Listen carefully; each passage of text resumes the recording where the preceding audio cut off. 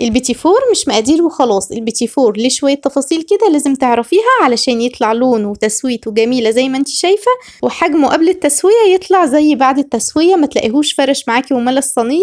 هنتجنب كل اخطاء البيتي فور اللي ممكن تقعي فيها، وان شاء الله هنقول تفاصيل واسرار حلوة جدا، وفي تركة كده حلوة قوي للبيتي فور، هي دي اللي بتفرق البيتي فور وتطلعه فاخر جدا. انا مش هقول ان هو زي المحلات لانه احلى وافخم من بيتي فور اكبر المحلات 1000 مرة. هنعمل بيتي فور القمع اللي مفيش اسهل منه، مش هياخد منك اي وقت، هتخلصي كيلو الدقيق في نص ساعة. هقولك كمان لو عايزة تعملي البيتي فور بالماكينة او بالمكبس هقولك هتعملي ايه. كمان هنتكلم عن التزيين. يلا بينا نبدأ ونقول بسم الله الرحمن الرحيم. اول حاجة معايا الدقيق، انا هعمل مقدار كيلو دقيق. طب نوع الدقيق ايه؟ تقدري تستخدمي دقيق مخصص للكحك والبسكوت او دقيق متعدد الاغراض، مفيش اي مشكلة، اهم حاجة يكون مكيس ودقيق نوعه حلو وانتي مجرباه قبل كده. بعد كده معايا الزبدة 750 جرام من الزبدة لازم تكون معانا لينة، يعني ما ينفعش تكون سايحة. انا بسيبها في درجة حرارة الغرفة لحد ما اجي اضغط عليها الاقيها كده لينة وعاملة زي المرهم. بعد كده هضيف على الزبدة بتاعتي 250 جرام من السكر البودرة، بما يعادل كوباية ونص كبيرة من السكر البودرة. السكر بتاعي انا اللي طحناه في البيت، مش لازم ابدا سكر مطحون جاهز، انا بطحنه في البيت وبنخل السكر البودرة بتاعي بالمنخل فبيكون نتيجته حلوة جدا جدا. هنا بقى بضرب الزبدة مع السكر بالمضرب الكهرباء. الخطوة دي مهمة جدا نعملها بالمضرب الكهرباء او في العجان، ده افضل شيء عشان ناخد النتيجة اللي احنا عايزينها. الزبدة في الاول تلاقيها كده مسكت على المضرب عادي، برفع المضرب لفوق وهو شغال فبتبدأ تفك من على المضرب وترجعي تضربي تاني لحد ما هتلاقيها بقت كريمي معاكي خالص. اهم حاجة تفضلي تضربي فيها شوية كويسين لحد ما توصلي للقوام اللي انا هوريهولك ده. شايفة المنظر؟ شايفة الكمية اتضاعفت معانا، كمان بقى لونها كريمي وفاتح وهش جدا. خطوة انك تضربي الزبدة مع السكر دي مهمة جدا في البيتي فور، ما ينفعش نتهاون فيها ولا نكسل فيها ابدا، ولازم نوصل للنتيجة اللي انتي شايفاها دي بالظبط. هنا بقى حان الوقت علشان نضيف البيض. ركزوا بقى قوي قوي قوي قوي علشان هنا التركه بقى للبيتي فور. فخطوه البيض دي قادره انها تخلي لك البيتي فور بتاعك يفرش قوي، او تخليهولك ناشف قوي ومعضم، او تخليهولك دايب دوب. احنا هنشوف ازاي البيتي فور يطلع مظبوط على الشعر. انا استخدمت 2 حبه بيض كاملين و2 صفار بيضه. تمام، ركزوا قوي. لكيلو الدقيق 2 بيضه و2 صفار بيض. بجهز البيض بتاعي في طبق علشان ما انزلش بالبيض مره واحده على الزبده، علشان لو لا قدر الله في بيضه بايظه او فيها اي حاجه مش كويسه فاقدر ان انا استبعدها وما اخسرش المكونات بتاعتي. بضيف عليه شويه من الفانيليا السايله، بتدي ريحه حلوه جدا وبتضيع زفاره البيض وبتدي طعم كمان حلو. وكمان بحب جدا احط على البيض بتاعي رشه بسيطه جدا من الخل حلو طبعا، بيدي هشاشه حلوه وكمان بيضيع لي زفاره البيض. ضروري جدا ما انزلش بالبيض مره واحده، لازم انزل بيه واحده واحده علشان الزبده ما تخرصش معايا، وعشان كمان ما ضيعش الهشاشه اللي في الزبده، والقوام اللي انا عملته ده ما خفهوش مره واحده، لازم اتوه بيضه بيضه. وبعد ما بخلص البيض بتاعي بفضل مستمره في الضرب لمده 3-4 دقائق كمان علشان اخلي البيض كده معايا فومي واوصل للقوام اللي انتي شفتيه كده. في الوقت ده بقى هبدأ أضيف كيلو الدقيق بتاعي، بس طبعا لازم ننخل الدقيق. احنا متفقين ان احنا لما بننخل الدقيق بنتخلص من اي تكتلات، وكمان بندخل الهواء بين جزيئات الدقيق، فده بيخلي معانا هشاشة حلوة في اي وصفة. وكل اللي حطيته كمان رشة ملح على الدقيق وبس كده.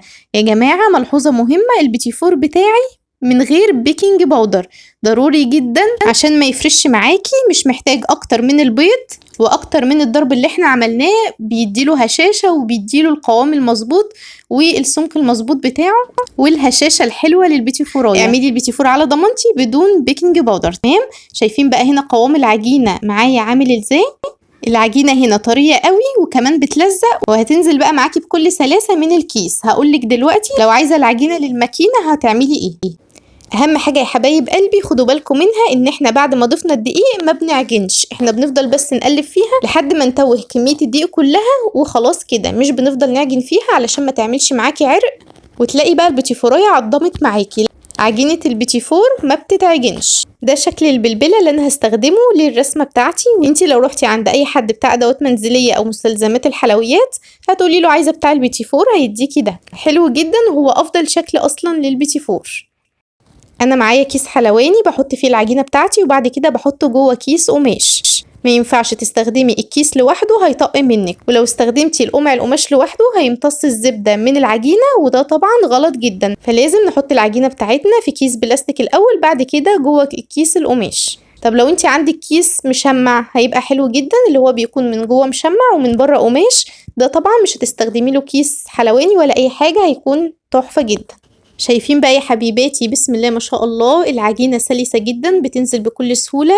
ماسكة القمع بتاعي بإيد واحدة، بضغط ضغطة مريحة جدا، وده يدل على ان العجينة بتاعتنا مظبوطة جدا جدا. طب لو انت عايزة العجينة بتاعتك هتستخدميها جوه الماكينة البيتي فور، هتعملي ايه؟ كل اللي عليكي هتستخدمي نفس المقادير ونفس التفاصيل ونفس كل التركات اللي احنا قلناها للوصفة دي، ولكن كل اللي هتعمليه انك هتزودي 5 معالق كبار من الدقيق.